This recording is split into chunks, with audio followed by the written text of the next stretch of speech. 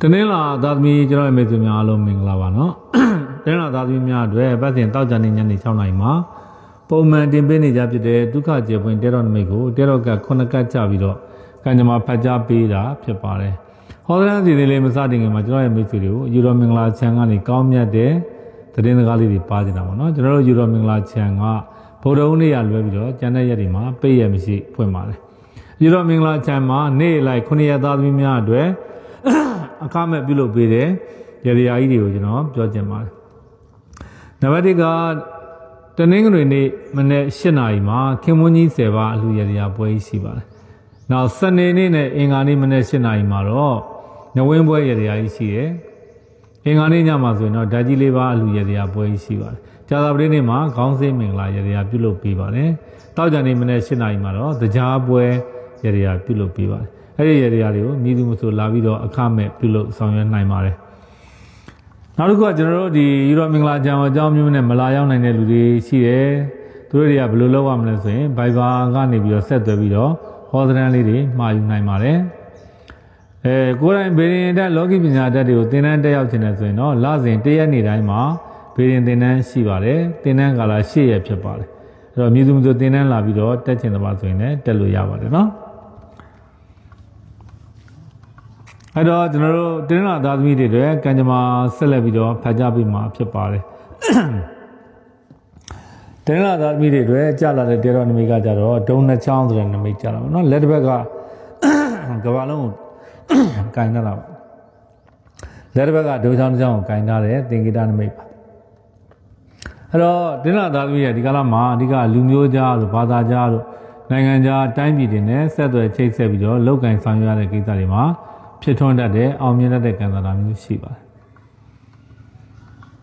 ကိုယ်ပိုင်စီးပွားရေးလုပ်ငန်းတွေလုပ်ကိုင်နေတဲ့တင်းလာသားသမီးတွေဆိုရင်လုပ်ငန်းတိုးချဲ့ရခြင်းတို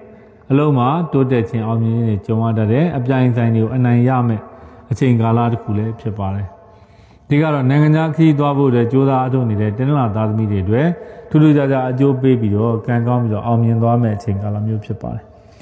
ငွေချင်းနဲ့ပတ်သက်တဲ့ကံတာတာကတော့ရှင်ပြန်ထမြောက်တဲ့ရှင်ပြန်ထမြောက်ဆိုတာတရားနဲ့ပြန်ရှင်တဲ့ဆိုတဲ့နမိတ်ပေါ့နော်အဲ့တော့ငွေချင်းနဲ့ပတ်သက်ပြီးတော့ကံတာတာအထူးကောင်းတယ်ငွေကြေးကိုအကြောင်းပြုပြီးတော့စိတ်ချမ်းသာမယ်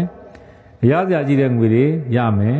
သုံးမလို့လို့ဖြစ်နေတဲ့ငွေတွေပြန်ဝင်လာတတ်တယ်ငွေကြေးကိုအကြောင်းပြုပြီးတော့ပူပန်သောကကင်းခြင်းတွေကြုံမဲ့ကံတာတာမျိုးဖြစ်ပါတယ်အဲ့တော့ငွေကြေးကံတာတာကတော့တော်တော်ကြီးကောင်းတယ်လို့ပြောရမှာဖြစ်တာပေါ့နော်ဒါငွေကြေးကိုအကြောင်းပြုပြီးတော့ပူပန်တော့ကကြုံနေရတဲ့တင်းလာသားသမီးတွေပတ်စံကိစ္စအတွက်ဆိုရင်စိတ်မပူပါနဲ့သူ့လိုပြေလည်သွားနိုင်တယ်နောက်တစ်ခါကြီးမားတဲ့အကူအညီတွေရတတ်တဲ့အချိန်ကာလမျိုးဖြစ်ပါတယ်နောက်ကျမ်းမာရေးပေါ့နော်ကျမ်းမာရေးလည်းပဲနမိတ်အရာဆိုရင်ကောင်းသောနမိတ်ပါကင်းဆိုတာဘယင်နမိတ်ပေါ့ကျမ်းမာရေးအတွက်စိုးစိုးရွားရွားပြဿနာမရှိပါဘူးကျမ်းမာရေးညံ့နေတဲ့သူတွေဆိုရင်တော့မှကျမ်းမာရေးတွေကတိတိတတ်တာပြန်လဲပြီးတော့ကောင်းမွန်တိုးတက်လာဖို့ရှိပါတယ်နောက်ဆွေမျိုးသားချင်းတွေနဲ့ပတ်သက်တဲ့နမိတ်မှာကြတော့ကျဲပွင့်၄ပွင့်တဲ့နမိတ်ကြတာပေါ့နော်။အဲတော့ဆွေမျိုးသားချင်းတွေနဲ့ပူးတွဲပေါင်းဆက်စတူလုပ်ငန်းတွေအောင်မြင်မှုရတတ်တယ်။ဆွေမျိုးသားချင်းတွေကိုအကြောင်းပြုပြီးတော့စိတ်ချမ်းသာပျော်ရွှင်ရတတ်တယ်။နောက်ဆွေမျိုးသားချင်းတွေနဲ့ပူးတွဲပေါင်းဆက်ပြီးတော့လောက်ကင်ဆောင်ရွက်ဖို့အတွက်ကြိုးစားကြံစည်အားထုတ်နေတဲ့ကိစ္စတွေဆိုရင်ထူးထူးခြားခြားအကျိုးပေးခြင်းကံကောင်းခြင်းအောင်မြင်ခြင်းတွေကြုံရတတ်တဲ့အချိန်ကာလပါ။နောက်ပညာရေးကဏ္ဍတွေမှာကြတော့နည်းနည်းလေးစိတ်မောလူမောဖြစ်ရတတ်တယ်။စိတ်ညစ်စရာလေးတွေတစ်ခုတစ်ခုကြုံရတတ်တယ်ပညာရေးနဲ့ပတ်သက်ရင်တော့နည်းနည်းဂရုစိုက်ဖို့လိုအပ်ပါတယ်။ဘာမဟုတ်တဲ့အကြောင်းကိစ္စတွေအကြောင်းပြုပြီးတော့ပညာရေးနဲ့ပတ်သက်တဲ့ကိစ္စတွေမှာနှောင့်နှေးခြင်းကြံ့ကြာခြင်းတွေကြုံရတတ်တဲ့အချိန်မှာနောက်ချေအိမ်တော်ကြီးနဲ့ပတ်သက်တဲ့ကံတာမှာကြတော့လေနည်းနည်းအတိုက်ခံလေးတွေဖြစ်တတ်တာပေါ့။အဲတော့တင်းလာသားသမီးတွေချစ်ကန်ခေတဲ့အချိန်ကာလမျိုးဖြစ်နေတတ်ပါတယ်။ကိုယ့်ချစ်သူနဲ့မမျှော်လင့်မနဲ့ဝေးကွာနေရတတ်တယ်။အစင်မပြေဖြစ်နေတတ်တယ်။ဒါကြောင့်စကားများရခြင်းတို့ရမ်းဖြစ်ရခြင်းတွေကြုံတတ်တယ်။အိမ်အောင်တွေဆိုရင်လည်းတကြက်ကြက်ဖြစ်တတ်ပါတယ်ဒီကာလတွေမှာအခြေအနေနဲ့ပတ်သက်တဲ့ကံအိမ်အောင်ရင်းနဲ့ပတ်သက်တဲ့ကံတာတော့နည်းနည်းလေးအညံပိုင်းမှာရောက်နေတယ်လို့ပြောမှာဖြစ်ပါတယ်ဒီကကောင်းတာတွေကများပါတယ်အဲကောင်းတာတွေကဘယ်အဓိကကောင်းတာတော့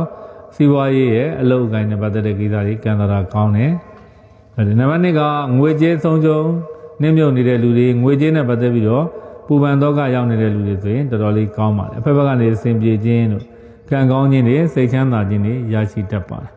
်မိမိတို့ရဲ့စီးပွားရေးလုပ်ငန်းဆောင်တာတွေကိုလုပ်ရင်ကောင်းမလားမကောင်းလားလုပ်တင်လားမလုပ်တင်ဘူးလားစဉ်းစားတွေးတောနေတဲ့သူတွေရှိရင်လုပ်ကိုလုပ်တင်ပါတယ် လုပ်ငန်းကိုင်ငန်းတွေတိုးချက်လုပ်ကင်ပြီးတော့မှအခြေအနေတွေသိရတာကောင်းလာတာမျိုးတွေဖြစ်တတ်ပါတယ်နိုင်ငံခြားကံအထူးကောင်းသောအချိန်ကာလဖြစ်တယ်နော်ဒီကာလဒါတင်းနာသားသမီးတွေရဲ့ကံတရားကတော့တော်တော်လေးဆိုမှတော်တော်ကြီးကောင်းပါတယ်နည်းနည်းမပေါ့အများကြီးကောင်းတယ်ဒီကနောက်ကိုရည်ရွယ်ထားတာကိုရည်မှန်းထားတာကိုလိုချင်တဲ့အနေထားတွေပို့ပြီးတော့ကြည်တီမာမာလက်ဝင်တတ်တယ်လက်ရွှင်တတ်တယ်ကံကောင်းတတ်တယ်အောင်မြင်တတ်တဲ့အချိန်ကာလမျိုးဖြစ်ပါတယ်ဆိုရွာအညံ့ခိုက်တွေကြည်တီမာမာအညံ့ခိုက်တွေဆိုရင်တော့ဒါတင်းနှလာသားသမီးတွေအတွက်ဒီကာလမှာမရှိပါဘူးเนาะသတိထားစရာသိထွေထူးမရှိပါဘူးပညာရေးနဲ့ပတ်သက်တဲ့ကိစ္စလေးတွေတော့နည်းနည်းသတိထားမှာပေါ့ပညာရေးမှာမမျှော်လင့်မနဲ့အနှောက်အယှက်ပေါ်တတ်တယ်အနှောက်အယှက်ပေါ်တဲ့အခါကျတော့ကိုကပညာရေးကိစ္စတွေမှာရည်ရွယ်ထားသလောက်ရည်မှန်းထားသလောက်မဖြစ်ထွန်းတာမအောင်မြင်တာမျိုးတွေဖြစ်တတ်တယ်အဲ့ဒါလေးတွေသတိထားဖို့လိုအပ်ပါတယ်เนาะတင်းနှလာသားသမီးတွေအတွက်တဲ့အကျိုးပေးတယ်ကံကောင်းတဲ့အယောင်နဲ့အနီရောင်ဖြစ်ပါတယ်မြတ်စွာဘုရားရှင်ကဏ္ဍအပြည့်ဆိုရင်တော့တေကဏ္ဍအကျိုးပေးပါတယ်မြတ်စွာဘုရားရှင်ကိုတော်မြတ်ကြီးကိုအုံသီးစိတ်9စိတ်ကတ်လူပူဇော်ပြီးတော့ဆုတောင်းမှာအញ្ញံခိုက်တွေပြပြပြီးတော့ကောင်းကျိုးလိုရာဆန္ဒတွေရရှိစေမှာဖြစ်ပါတယ်ဒါကတော့ကျွန်တော်တို့တင်းလာသားသမီးများတပတ်တာကာလမှာအတွေ့အကြုံမဲ့ကံကြမ္မာဆိုးကောင်းများအတွက်ဒုက္ခကျေဝင်တေရောနမိတ်ကိုတေရောက9ကတ်ချပြီးတော့ဖတ်ကြားပေးကြတာဖြစ်ပါတယ်ဒါကတော့အဘဇယိမင်းတွေကရဲ့ကြီးနဲ့ဗတော်အပြီးပေါင်းဆိုတဲ့ပတိလေးဖြစ်ပါတယ်။သူကအပြီးပေါင်းဆိုတာပြည်စည်းခြင်းပြမြောက်ခြင်းအောင်မြင်ခြင်းပေါ့။ကိုယ့်ရဲ့အလုပ်ကိုင်တွေအကြံစီတွေစိတ်ကူးတွေရွေးချက်တွေမြန်မြန်ဆန်ဆန်ပြည်စည်းစေခြင်းနဲ့ပြမြောက်စေခြင်းနဲ့အောင်မြင်ခြင်းနဲ့ဆိုရင်ကြီးနဲ့ဗတော်သားလေးရောပြီးတော့ပတိလုပ်ပြီးဆောင်းထားရပါတယ်။အဲ့တော့ကိုယ်ကစိတ်ကျင်တဲ့ပါဆိုရင်လည်းသူ့မှာပတိစိတ်ကြီးလေးတီးတန့်ရှိတာပေါ့နော်။တော်တော်လေးကောင်းပါတယ်။တောင်းတဲ့တောင်အကြောင်းကြီးကိစ္စရင်တော့မတူပါဘူး။ယာတုတိုးကျင်တာလာသာတိုးကျင်တာနေရာကောင်းရကျင်တာအလုပ်ကိစ္စအဆင်ပြေကျင်တာစသည်ပဲပေါ့နော်။ကိုယ်မှကြီးတဲ့အခက်အခဲတွေပြေလည်ဖို့အဋိဌံပြုကျင်တယ်ဆိုရင်ဒီပတိလေးနဲ့စိတ်တင်ပါတယ်။ဒီပတိလေးနဲ့စိတ်တဲ့အတွက်အဋိဌံအောင်တဲ့လူတွေလည်းအများကြီးရှိပါတယ်နော်။တချို့ကျွန်တော်တို့ဘေရင်ဆရာတွေနဲ့တွေ့တဲ့အခါတချို့သူတွေကကျွန်တော်တို့ရှိမှလာပြီးတော့အဆောင်လက်ဖွဲ့လေးတွေတောင်းတာပေါ့။တောင်းတဲ့အခါကျတော့ကျွန်တော်လက်ဖွဲ့လေးတွေထပြီးတော့ထိုးပစ်တယ်။နံပါတ်1ကဒီကျမ်းမာရေးအတွဲဆိုပြီးအဝါရောင်လက်ဖွဲ့လေးပါဒီထဲမှာတံပြန်စမနဲ့လက်ဖွဲ့ထိုးတာနော်ကိုယ်မကောင်းတဲ့အောင်လန်းတဲ့ဆုံးတဲ့ပြောကတဲ့တွေနဲ့ပြူစားစီရင်နှောက်ချက်လို့မရအောင်ဒါကတော့ကျမ်းမာရေးလက်ဖွဲ့ပေါ့နော်ကျမ်းမာရေးလက်ဖွဲ့ကတော့ကြီးလေးကြီးစမနဲ့ဆွဲတာပါကြီးလေးကြီးအင်းစမလေးကိုဆွဲပြီးတော့လက်ဖွဲ့ထိုးတာဒါအဓိကတော့ငွေကြေးအဆင်ပြေဖို့အတွက်ဖြစ်ပါတယ်